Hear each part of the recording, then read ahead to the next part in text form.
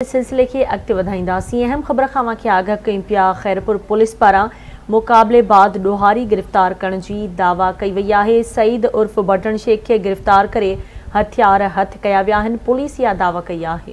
गिरफ़्तार ॾोहारी मथां केतिरा ई केस दाख़िल आहिनि। वधीक जांच बि कई पई वञे। पुलिस जो इहो चवणु आहे। अहम ख़बर आहे वाक़े खैरपुर मां ॿुधाए रहिया आहियूं। पुलिस पारां मुक़ाबले बाद ॾोहारीअ खे गिरफ़्तार करण जी दावा कई वई आहे। सईद उर्फ़ बटन शेख खे गिरफ़्तार करे हथियार बि हथ कया विया आहिनि। गिरफ़्तार ॾोहारी मथां केतिरा ई केस दाख़िल आहिनि। इन हवाले सां वधीक जांच बि करे रहिया आहियूं। इहो चवणु आहे पुलिस जो। एक भेरो ॿीहर खे आगाह कयूं पिया। ब्रेकिंग न्यूज़ आहे। खैरपुर पुलिस पारां मुक़ाबले बाद ॾोहारी खे गिरफ़्तार करण जी दावा कई वई आहे। पुलिस जो चवणु आहे त सईद उर्फ़ बटन शेख खे गिरफ़्तार करे हथियार हथ कया आहिनि।